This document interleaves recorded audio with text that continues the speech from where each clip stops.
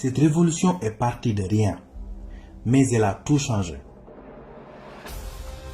Elle a précédé de 13 ans la Révolution française et a provoqué un éveil des consciences ainsi qu'une mutation considérable dans la structure politique et sociale du Fouta Toro.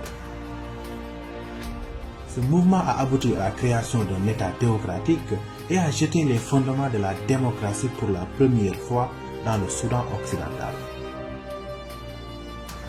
Elle a permis la libération du peuple du Fouta contre la tyrannie du régime en place, contre les hordes de razzieurs arabo-berbères et contre les esclavagistes blancs.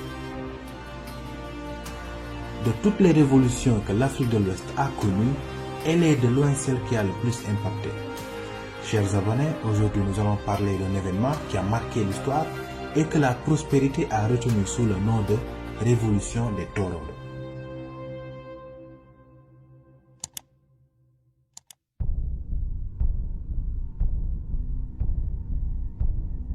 La découverte des Amériques et de sa mise en valeur avait conduit les grandes puissances européennes du XVIe siècle à entamer la traite d'esclaves africains qui s'effectuait par un système dit commerce triangulaire. Au XVIIIe siècle, cette traite négrière atlantique était toujours d'actualité en Afrique. L'Afrique de l'Ouest, quant à elle, subissait non seulement ce commerce triangulaire, mais aussi était soumise à toutes sortes de razzias, pillées en richesses matérielles et humaines par des tribus arabo-berbères venues du nord. Le Fouta Toro, un ancien royaume qui se trouvait dans l'actuel nord-est du Sénégal, en plus de ces pressions extrêmes venues de l'extérieur, était en proie à des luttes intestines de pouvoir entre prétendants au trône. À cette époque, le royaume était habité en majorité d'Alpulaar, une ethnie peul fortement métissée avec Wolofs et Sérères, et était dirigée par la dynastie des Satigi, plus connue sous le nom de Denianké. Ces Denianké avaient pris le contrôle de ce territoire depuis le début du XVIe siècle, après la victoire de Kolitengalaba sur les Farba. Face aux hordes de razzieurs Mour-Brakna et Trarza et devant les puissances esclavagistes européennes, ces Satigi se révélaient incapables d'assurer la sécurité de la population et l'intégrité du royaume. Certains princes Satigi s'alliaient même avec ces étrangers pour combattre une autre fraction de Denianké. Mais au fur et à mesure que les années passent, ils voyaient leur pouvoir de plus en plus contesté par le peuple du Fouta, en particulier par les marabouts. Ces derniers, étant en lien avec les marabouts peuls du Bundu, du Fouta Djallon, mais aussi avec des marabouts berbères anti-esclavagistes du Nord, exerçaient une farouche opposition contre le régime en place. C'est donc dans ce contexte qu'une révolution de marabouts, initiée et dirigée par un brillant lettré musulman nommé Souleymane Baal, éclata contre le régime Denianké. Mais avant d'entrer sur le vif du sujet, nous allons présenter ce grand homme à l'origine de la révolution. Thierno Souleymane Baal est né à Bodé, dans l'actuel département de Podor, vers les années 1720. Il débuta sa formation au sein de sa famille avant de partir en Mauritanie. À son retour, il ira approfondir ses connaissances à l'université islamique de Pire dans le Cayor, une université qui a été créée en 1690 par Khali Amar Fall. Après Pire, il séjourna au Fouta Djallon, dans le but d'incrémenter ses connaissances.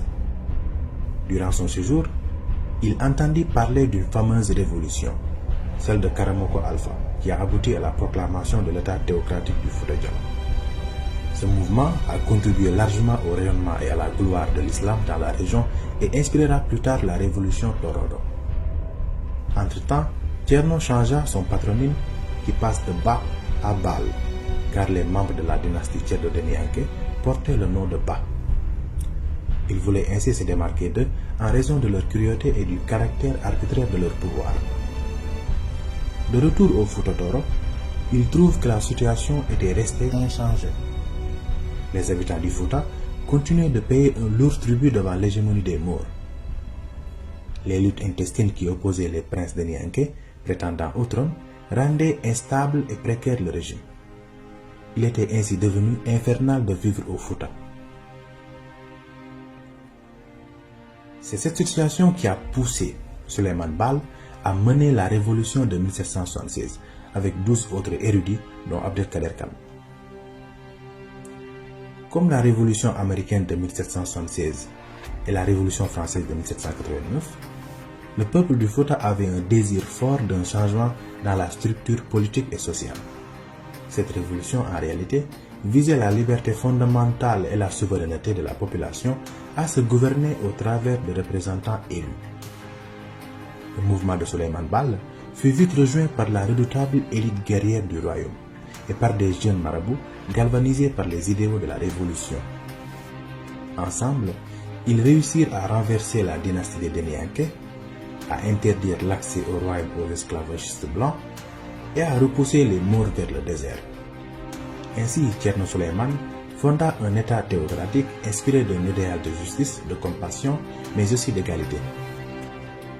Cet État théocratique s'étendait de Dagana à l'ouest jusqu'à Dembankan à l'est. Toutes les provinces du Fouta Toro sont incluses dans cet État.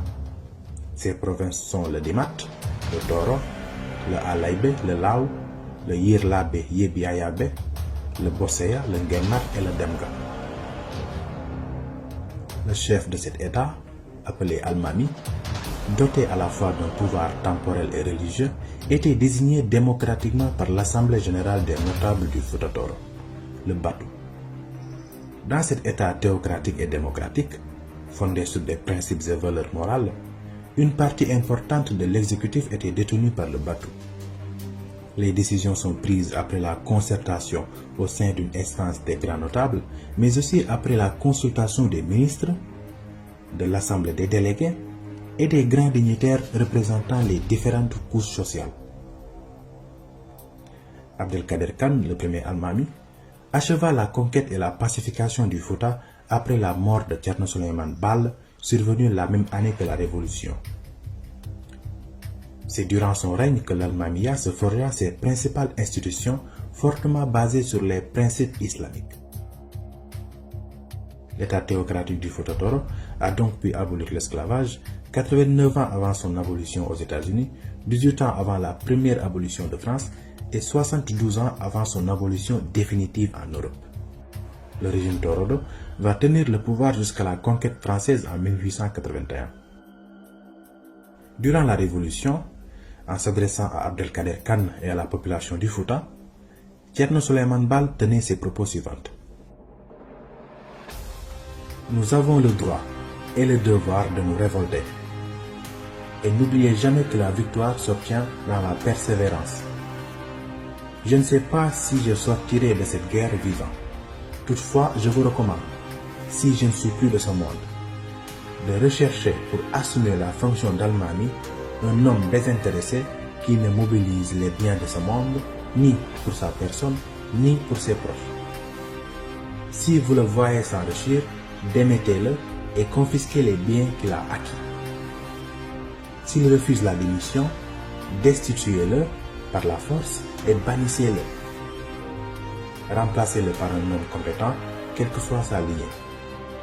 Veillez bien à ce que l'Al-Mamiya ne soit jamais héréditaire et n'intronisez qu'un méritant.